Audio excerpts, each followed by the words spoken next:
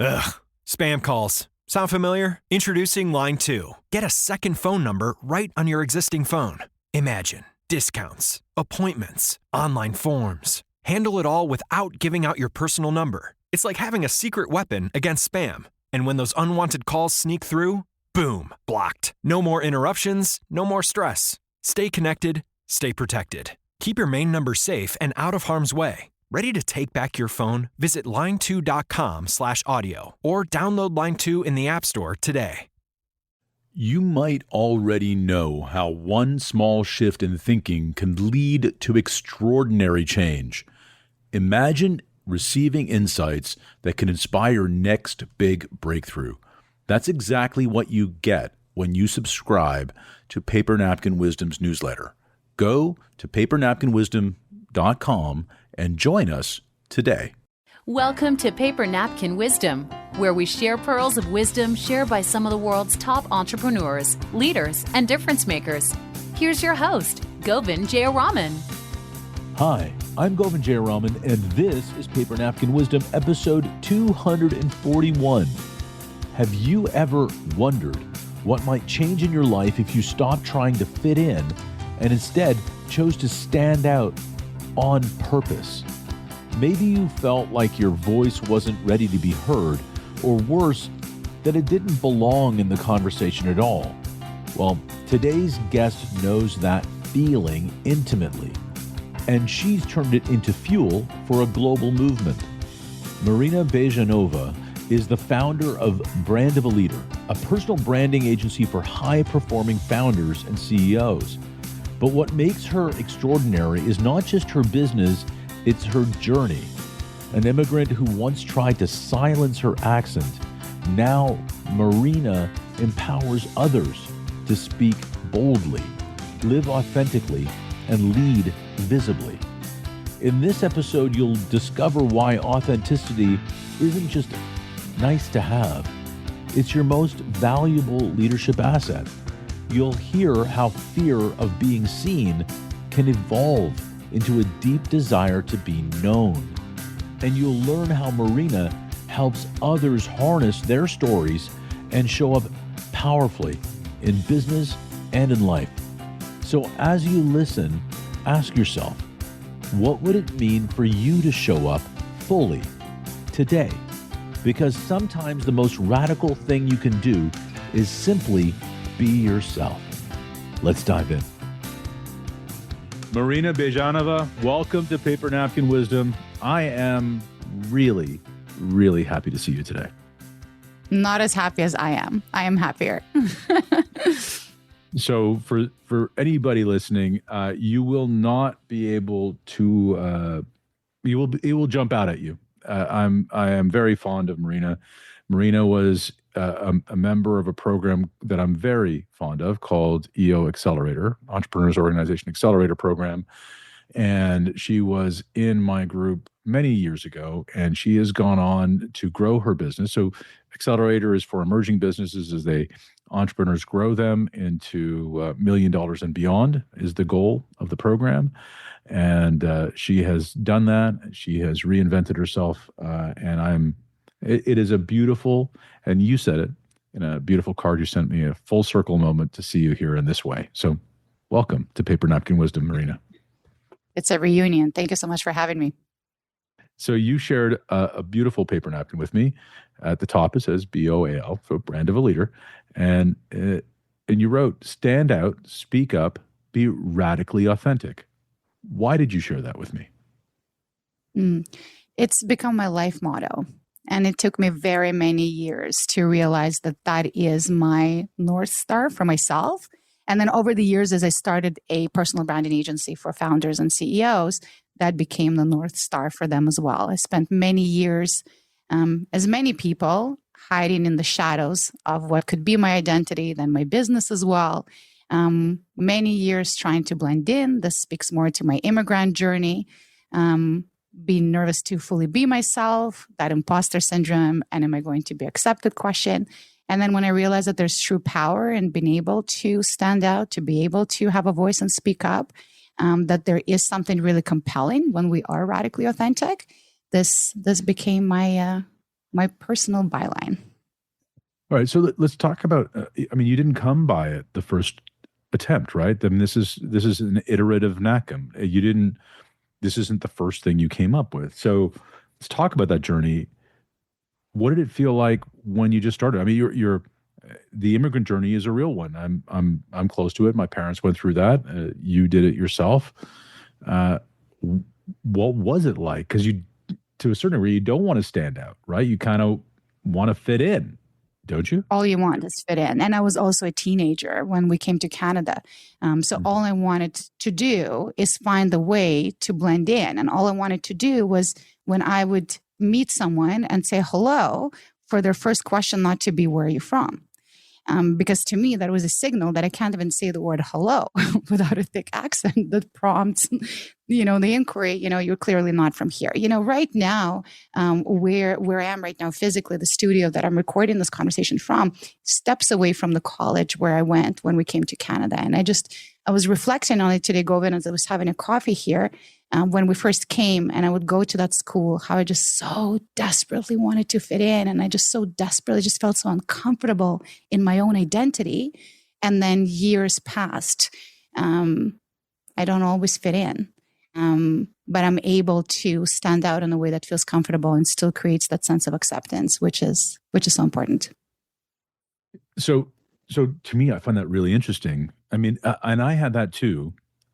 Even as a first generation, right? Because there weren't a lot of brown people around when I was growing up in Ottawa, and it was obvious that I was not like everybody. So standing out is something that you have to lean into, and as an entrepreneur and building business, it's an advantage to stand out. So when was it that you realized that you could flip that on its head? Well, first of all, I realized that no matter how hard I tried, I was always, an odd duck in the room. And I got a lot of, comments about it. And often people would say, Marina is interesting. But they didn't mean it as interesting, as a compelling thing. They just meant she's just different. The first time that I felt normal in being different was actually an entrepreneurs organization event. It was the first event that I attended where I walked into a room and I'd always felt a little bit weird and a little bit odd, but there I felt more on the square side of things. I met a lot more people who were a lot odder than me, and I fell in love. And that's when I learned about the accelerator program and joined it. So that was the first time. And then I think over the years, as I realized that I was not blending in, that wasn't working out for me. I just couldn't get the style right when I was going to school and when I was, a younger woman. Just could never find, I would always say something awkward and people would look at me. Never knew a cultural reference, still don't. And I always mess up metaphors, I'll say a saying and it's almost there, like I almost got it. I'll mess up a word, and you mess it up a little bit, it's dead. And so I realized that I would just start embracing those quirks. But I think it's when I became an entrepreneur that I slowly began to embrace it. But it certainly was not an overnight thing, and it was a long journey. Yeah. And then speak up. So you're not a shy, in my experience, you're not a shy person. And so it's interesting that you have as your napkin, as a part of your philosophy, as a reminder to speak up.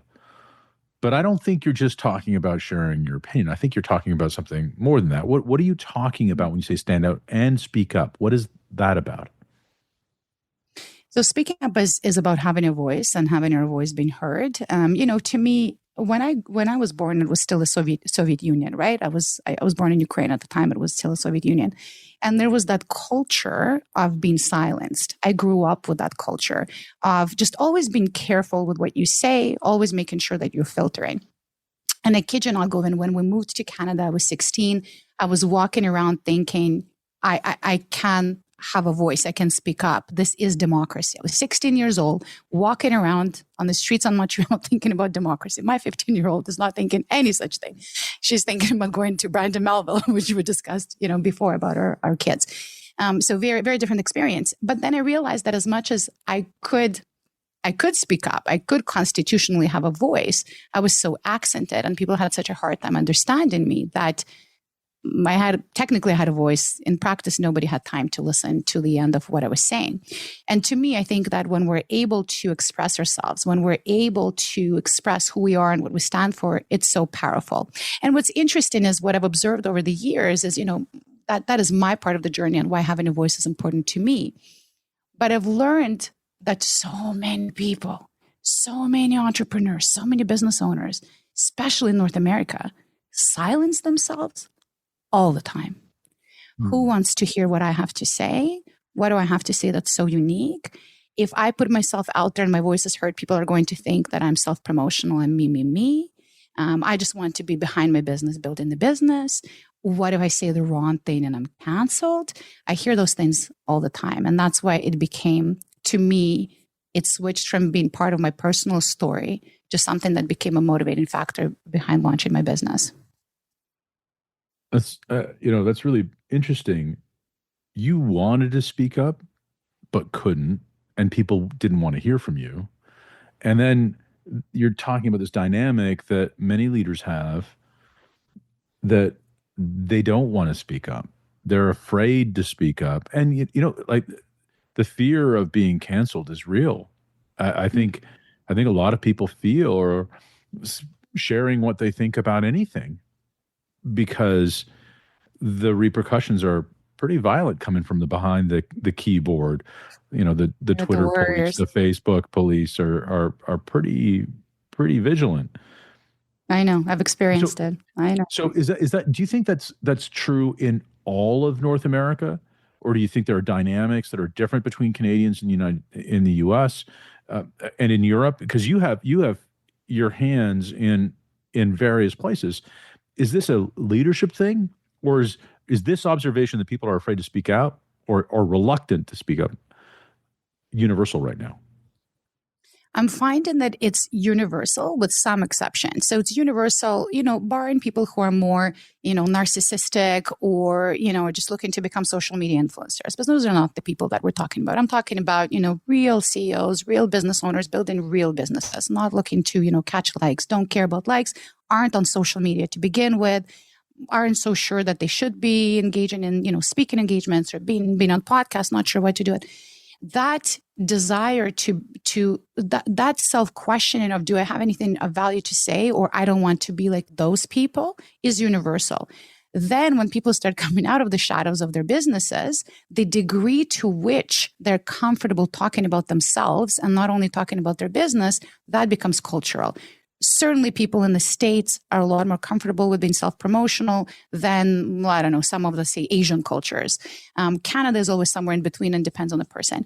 But what blows my mind the most, it actually physically hurts my heart, is when I'm speaking with somebody, in my opinion, just brilliant and successful and has built this incredible business and has a heart of gold and so much wisdom. We have conversations, I'm learning something all the time. And then I say to the person, like, why aren't you, everything you're sharing right now, why aren't you sharing it more publicly? Again, speaking, podcasting, social media, whatever is comfortable. And the same person who just blew my mind with so much wisdom goes, oh, come on, Marina, who wants to hear from me? That breaks my heart. Yeah. One of the things I say often, and it's not mine, I don't even know where it came from, is that the only people without imposter syndrome are imposters. I love that. I'm going to use that too. I love it. Because so true.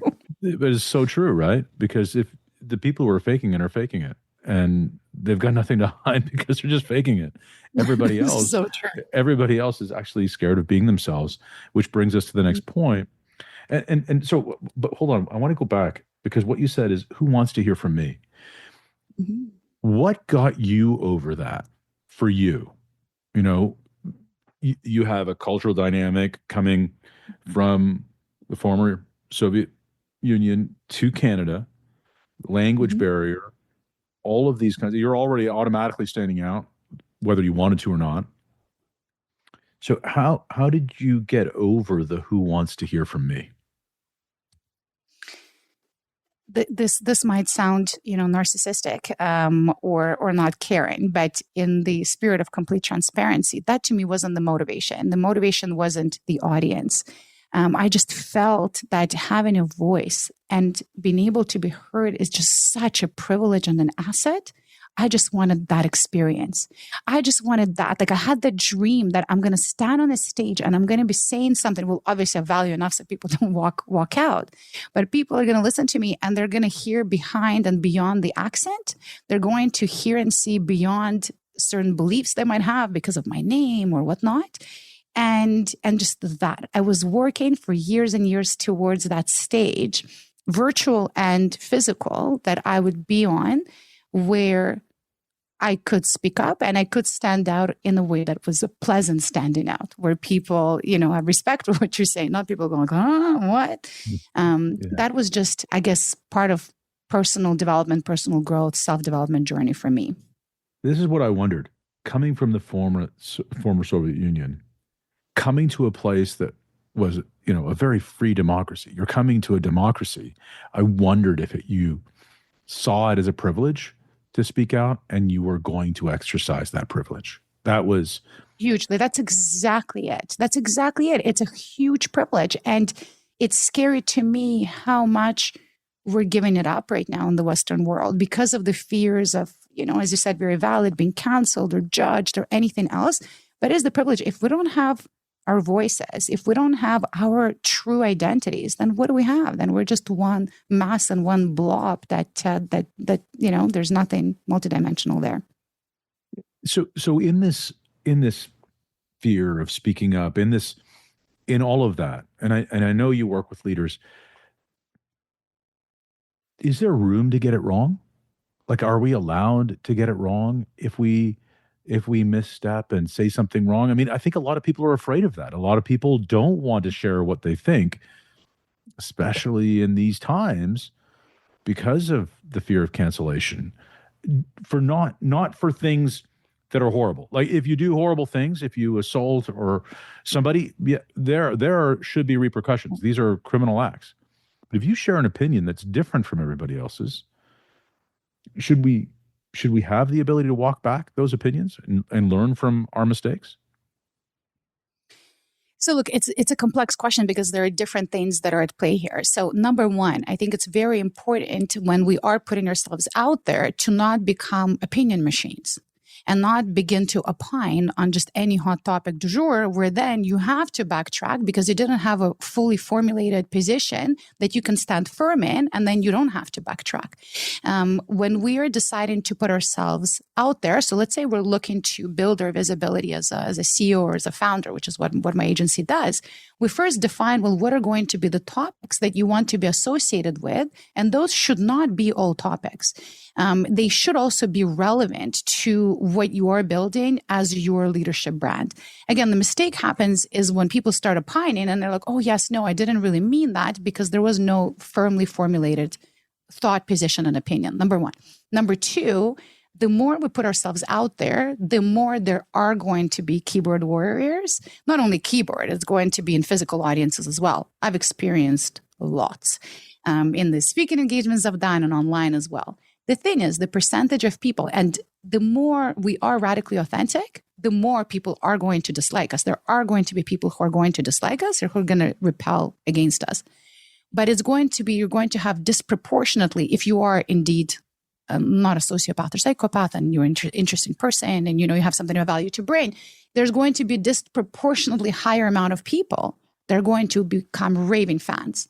And listen, we know that in our businesses, right? When we're building businesses, we're not building something that's for everything. There's no point of view. There's no clear brand positioning. The core values are diluted and it's the same thing as everyone else is saying. That's not a business that becomes successful. The business that differentiates itself by taking a position will dispel people, right? Will dispel. That's fine, but it will attract the right people. It's the same that happens with founder visibility once it's built. But again, there has to be strategy before execution so that you're not finding yourself in hot waters because you're kind of just giving random opinions on a whole array of topics.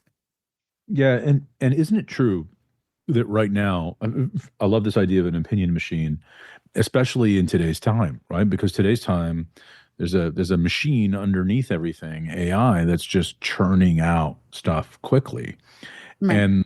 And the pace, the speed of strategy, and this is something that I spent a lot of time on with groups nowadays is the speed of strategy has accelerated massively. So with this massive acceleration, people sometimes feel the need to jump into a conversation before they actually understand how they feel about it, before they actually understand the facts that are relevant to them. And being radically authentic means that you have to deal with it from a position of reality for you, not just a position of superficial knowledge. And everybody's just 1 inch below the surface today. It's harder to get deep for a lot of people because it's moving so fast. Don't you find that true as well? I absolutely agree with you. And it's also become just the cultural thing that as soon as there is a movement of some kind, for example, then if you have any kind of visibility, you have to, express your position on it. And I think that that's a huge mistake. And I've been called out in the past. I don't remember what movement was happening at the time. There's always a new movement, every 6 months. And somebody called me out and said, well, why aren't you posting anything about it? Why aren't you stating your position? And I said, because this topic is completely unrelated to anything I ever talked about. So it's either just, again, as you said, like 1 inch below the surface, or maybe not even pure surface, and I'm just going to weigh in and I don't have a clear position. Why do that? And that's why when we work with leaders, we define what we call content pillars. We define topics that they want to be associated with. What's hard for leaders that we work with is to steer away from only focusing on business topics. When you're building your visibility as a human, not as just a corporate brand, there has to be a human element of yourself that you're showing to others. The good thing is if you're not looking to become a lifestyle influencer, you don't have to show every single facet and part of your life and opinions and everything. You don't have to do that. There has to be something that you're talking about that humanizes you. Once you define that, you stay in that lane. So if there's something going on and you're thinking of opining on it, if it aligns with under the umbrella of that humanizing topic that you want to be associated with, then that's fair game and it makes sense to say something. And if it doesn't, then sometimes it's really great to sit those things out too. What I find amazing, because I've had the privilege of being able to watch your journey for a long time. Not from the beginning, obviously, but from a long time. And I've seen a lot of it. When you're talking about the tools and the processes that you've built around Brand of the Leader, these are things that you needed to build for yourself, right? You Absolutely. This is the business you needed before, and now you're making it available because you've learned all of these things. How valuable is it to speak from that core place of strength? This is deeply meaningful to you because of where you came from, because of why you came here, because of the experiences you had. So this is not Brand of a Leader. This is something bigger. There's a bigger purpose here for you. How important is that to where you are now? Hugely to me. I mean, the business that I own now, Brand of a Leader, it's really complete. And it's one of those things they say, if you were to do something, not get paid for it, what would you do? And it would be this. It would be to inspire people to find their voice and to push them into, a little bit more spotlight than they're comfortable with. That is our purpose, as we stated at Brand of a Leader, to help people realize and express their greatness. And this is my personal why too. So the alignment is quite perfect. Because what happened, Govin, is, as I told you, when I started putting myself out there and I started speaking and I started leveraging LinkedIn a lot and guesting on podcasts, I started my own LinkedIn Live series where I was interviewing people. I was doing it, as I told you, from a completely selfish standpoint. I wasn't doing it to serve the business. I was doing it to serve my own chip on the shoulder in many ways. Yes, I can. But what happened was, as I was creating visibility around myself, I started noticing incredible benefits happening to the business. Because I was being interviewed by different publications and I was on different podcasts and I was contributing on different things, the SEO of the business started going up organically. Because as I was being interviewed, it wasn't just me, Marina Byezhanova, it was me, Marina Byezhanova, owner of Business ABC, and here's the website. So with all of the different places pointing to our website, SEO started going up. All of a sudden, we started attracting higher caliber of clients. We started attracting people who said, oh, I want to work for you. I want to work within your organization. Started seeing all of these benefits and then said, Well, why aren't other business owners doing this? This is an incredible marketing strategy to support all of the other marketing that you're doing in the business. And now a lot of the people that we work with, probably Govind, most of the people we work with, they don't have the desire and the fuel that I had to speak up and to stand out. But they're realizing that when you do as a CEO, the benefits that brings to the business and serving the marketing function of the business, those become really compelling. And so a lot of our clients see that visibility as a necessary evil. I've always seen it as the biggest prize we can have and the biggest, privilege, as we said. They see it as the necessary evil. But we get very different, ROI emotionally when we work with them and see them stepping out there. Yeah, there are two really big things that I think you said that are important. One, and I don't want to miss out on this, radically authentic. You use the word radically authentic for a reason. Why radically? Because just authentic doesn't mean a lot, I think. And also I think the word has been so diluted now because people often say authentic meaning like a nice person. Mm. And you can be, I'm hesitating to say Donald Trump, and people getting very, very, very agitated at the mention, but Donald Trump is radically authentic. He's not a likable guy, just across the board, just universally likable, right? Not Mother Teresa. But he's radically authentic. He's radically himself. And that repels a whole lot of people. But listen, that brings him a whole lot of raving fans too. That's an example. I think when we're radically authentic, that means we truly, truly, truly are ourselves. And we're willing to take the backlash that can bring. Because again, not everybody likes us when we truly show who we are and how we are.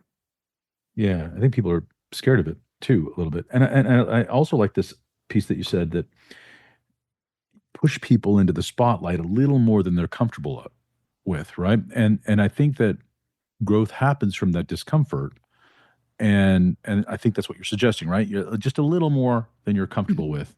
It's just a little bit out of your comfort zone is where the growth happens. Is that what you're suggesting? And that's the secret, because often what happens, by the time we do no outbound sales at Brand of a Leader. All of the clients that come to us, they came in because of our marketing, visibility, things like that.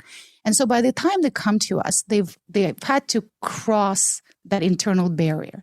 And they go, okay, I'm ready. I'm going to do this. I'm doing this. Let's do it. And then we work with founder CEOs and CEOs. At that level, when you've decided to do something, you're going from 0 to 100 and you go, I'm all in. Okay, I'm going to do this. Let's do everything. I'm going to write a book and I'm going to speak and I'm going to launch a podcast. I'll be on podcasts and on social media. I'll do everything. And we say, no, don't do any of that. One thing. Start with one thing. Choose one platform that feels the, like a path of least resistance. For a lot of people, that is LinkedIn because it's written content. It's easier. There are people who say, no, I'd rather be speaking. I'd rather be podcasting. Start with that one thing. It's uncomfortable enough if spotlight is not your thing, but a lot of growth happens there. When that is consistent and you're comfortable with it, add a second platform to it if you must, but less is more. Again, we're not looking to become social media influencers and increase followers and catch likes. We're looking to support our businesses and do something of substance and value. So baby steps. I love this. And I love that you're 100% inbound. There's another comment that another conversation I want to have about this idea is I believe, and you've heard me say this, that sales are the transfer of trust, right? When people believe that you'll do the right thing for them, even if it's not you, that's trust. And isn't it true today that in business, the leadership of a company, the leadership of the business, the brand of the business are the people. And those people need to be visible so that people can build this trust. And it's just a different type of funnel. Instead of it's a big funnel, you're just taking a little slice of the market, but it's the ones that are really aligned with you, your raving fans, as you called it. They come right to you when you do that. And you're living that example by focusing on inbound with the way you've built your model. Is that correct? Yes, and on from different angles as well. So first of all, research shows that over 70% of people trust an organization more likely to buy from an organization when their executive team, particularly the CEO, has visibility, and so they can see what that organization stands for. It is a question of trust. Number one. Number two, I think more and more it's across all layers of the organization, because it's not always the CEO that is responsible, for example, for, even supporting the sales function directly, but definitely not hiring. So as a leader that is hiring for, a specific department of an organization, that visibility that you have, the trust that you're building, that becomes really important. Listen, we had one client who received a message from someone saying, I was going to apply to work for your organization, but then I read your articles and your content and I realized you're not the type of a person I'd want to work for. And our client called us really excited, saying, thank God, because I'm so happy we found it out before we invested in each other, time and us financially. Now we found it out before. And then, of course, she's attracting people who are aligned with her type of leadership. So that's important. It really also goes beyond it, because now there's such a fundamental shift that's happening in how customers are finding organizations. We're shifting from Google search to asking GPT. And when that was happening, Govind, I got really nervous because, as I said, all of our sales are inbound. Our number one source of client acquisition is referrals, and number two, Google search. And with completely organic, we never paid for ads. So with really strong, high quality content, we're page one, we're top of page, great. All of a sudden, people are not asking Google anymore, who's the best personal branding agency. They're going to GPT. And then we saw that we started getting more and more prospects come to us saying that they found us in GPT. But what's interesting and fascinating is that Google searches by organizations when you're looking for expertise. GPT searches by expertise, by thought leadership, which is a human being. And so when people find us in GPT, it says Marina Byezhanova is an expert and a leader in personal branding for Gen X CEOs and entrepreneurs.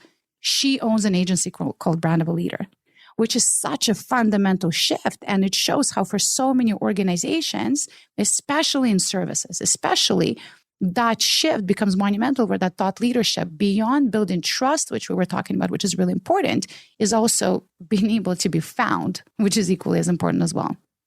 Yeah, so people are finding people based in a large language model. People are finding people based on their expertise, as opposed to simply just their brand or their organization. And I think that's a really powerful point, especially when you think about 70% of the North American economy is services based, right? So that's a huge percentage. And when we're thinking about that, that's powerful. That if we're not speaking up, if we're not standing out, if we're not being radically authentic, and I noticed that you're also not saying say radically authentic things. You're saying be radically authentic. I think you're leaving something on the table, especially in a large language model world, right? In an expertise driven world, right? Very much so. And by the way, I'm so glad that you picked up on that, about being not just saying, and words matter, and that's really important, and that's why I speak up, but it's being, because then it's with everything. I remember speaking, it's how we dress, it's how we present ourselves, it's how we behave, it's everything. I remember speaking at an event, and actually it was an accelerator event, but I wasn't in the accelerator program anymore. And there were two women who, after the event, when I spoke, came up to the organizers and said, we were really impressed with her. We didn't expect her to be smart. And then when she presented, we realized that she was smart. And why they thought of that is because I dressed casually for the speaking engagement. Wore a toque, I wore sneakers. And so they made that assumption. And then some, when I was sharing that feedback with someone, and somebody was saying, well, maybe you should rethink that then. And I said, no, when I speak, I'll let words speak for myself. Let them rethink their biases, not me rethink who I am and how I present myself. I am going to be radically authentic. I'm going to be myself. And if some people walk out because they see me and they think I'm not going to be intelligent, then so be it as well. But so it goes across the board. And yes, it comes with we do catch a lot of criticism. We do catch a lot of, opinions from people. But again, the raving fans become a much bigger group. Yeah, I think that's really powerful. And I really do believe that we are our best in the world when we are for others what we need for ourselves. Mm-hmm. And I think that what you've done is give everyone what you wanted. Give everyone, maybe the podium that you wanted or the support that you needed when you started to find your voice, when all those many years ago when you came here as a teenager. Well, I mean, I say all those many years ago, I really mean like last week or whatever it was. Right. I mean, just around. What's really fascinating, and I think you're going to appreciate this quick story. So it's exactly as you described. That was my journey. I did this for myself, then realized this could be a business. We could help others, processed out everything that I kind of intuitively did for myself with a lot of expertise, but we processed it out, we packaged it out. And then last month, what I did is I hired my own agency, Brand of a Leader, to now represent me as client to see, well, how can now we elevate what I'm doing and my visibility further, which helped me to be on the other side, helped me uncover inefficiencies in the business. That has been fascinating and eye-opening. So a lot of things to fix. But B, it's really interesting to see, okay, well, now that I'm here, what can my own agency do to bring me there, which has been a really interesting exercise. Yeah, that's really fascinating. I want to talk about the speed of strategy and the speed of AI. What is AI doing to your business to what are you afraid of and what's the opportunity? What are you concerned about first? So when generative AI first hit our industry, so first we were in denial as many other organizations. I spoke with a lot of other marketing organizations because a lot of what we do is content creation, right? We write content for clients. We write articles, we write LinkedIn posts with them. And so when it first hit and I started speaking with other agency owners, they were saying, no, it's not good enough. The quality is not good. We don't need to worry about it. But I was worried because we started losing clients. Because not only, well, first of all, and this is what I was telling my business partner at the time. I'm like, okay, so we just got a competitor. It's called ChatGPT. The competitor is not as good as us, but it's getting better and it's free or it's $20. So I said, we can go on the loser game and start telling everyone how we're a better competitor. But it was also so trendy for everyone to use GPT, right? Like everyone was just like, oh, I'm using it. You were techie if you were. And so that became a big threat. Number one. Number two, our big threat was, are people going to find us in Google search? Those were the threats. And so we sat on it for a good 3 months, kind of competing with the tool. And then we decided to make a radical change in the business. And what we did is we completely embraced AI. We are completely implementing AI mindset across the organization with everyone on the team. We are actually using AI to create content, but we have a system behind it where we're not asking. So for example, we're creating content for you and let's say it's going to be on, I don't know, business growth. And I'm going to say, we're writing a post on business growth. What are the 3 things a CEO should do to grow a business? And then it spits out something generic. No, we interview you. You're the one that gives thought leadership. AI helps follow the certain structure, follow your tone, voice, etc. We let go of our entire writing team. This was very radical change for us. We were a team of 24. We let go of 7 people. That is substantial. That is substantial change. But then we invested into just most expensive, top-notch, incredible human editing, which then becomes also the brand voice for our clients and is, we'll remember, Govind doesn't like a dash. He likes an end dash. He doesn't like, this. He likes that. And so that's what we did. So we made a huge shift there as far as content creation. And then just our productivity is through the roof because we do use the tools more and more and more across the board. That's great. So you combine the challenge and opportunity into one place. Many years ago, when we launched Paper Napkin Wisdom, a very early friend of the show was John Ruhlin. John Ruhlin tragically passed away earlier this year. He gave us one of the most profound napkins, which was what you appreciate appreciates. And that was a very simple idea around gratitude. And we've been ending every episode this season in tribute to John and in tribute of his message to us to carry it forward and pay it forward with some gratitude. So we ask all our guests, is there someone you'd like to shout out and someone that you'd like to appreciate before we go today? First of all, that is absolutely beautiful. What a beautiful tribute. I've been a huge also student of John's, and his book has been transformational to me and my business, as many of us. I will give my gratitude to you, Govind. And I'm not just doing this because I'm on your show. I've done it on others as well. I've spoken about you to people since that, first year when we worked together over a decade ago. I mean, last week, because, we don't age. And my gratitude to you is it's twofold. One, there were things that you shared in that classroom setting with us, and also you took the time to share with me one-on-one that shaped a lot of my thinking and stuck with me.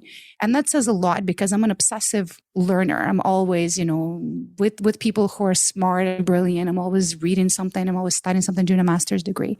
But your degree of wisdom is incredible. And you've said things that have stuck with me ever since.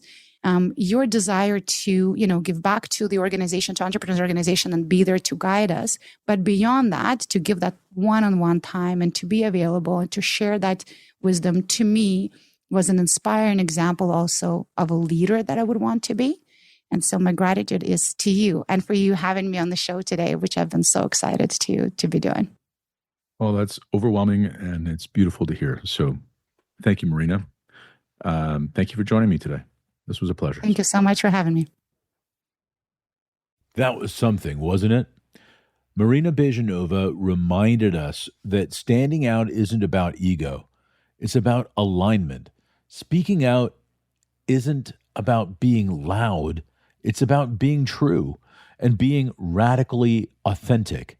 Well, that just might be the most powerful leadership decision you'll ever make. Stand out. Speak up, be radically authentic. And we didn't just hear it, we felt it. Because authenticity is a competitive advantage, but only if you let it be seen. And while fitting in can feel safe, growth lives outside of that comfort. Your story, even the parts you've hidden, holds your leadership power. Personal branding is less about marketing and more about meaning. Every time you show up truthfully, you invite others to do the same. If this message resonated with you, don't just nod or shrug and move on. Take action. Write it on your own napkin. Reflect on where you're hiding. Share your truth, your story. And if you loved what Marina had to say, connect with her. Now, if you haven't already, subscribe to Paper Napkin Wisdom, leave us a review, and most importantly, share this episode with someone who needs to hear it. And here's your challenge. Take a napkin, write down the boldest truth about who you are, and share it with us using the hashtag Paper Napkin Wisdom. Because when you own your voice, you help others find theirs. Until next time, remember, big ideas often start small, but only if you're willing to write them down and share them. Make it a great day.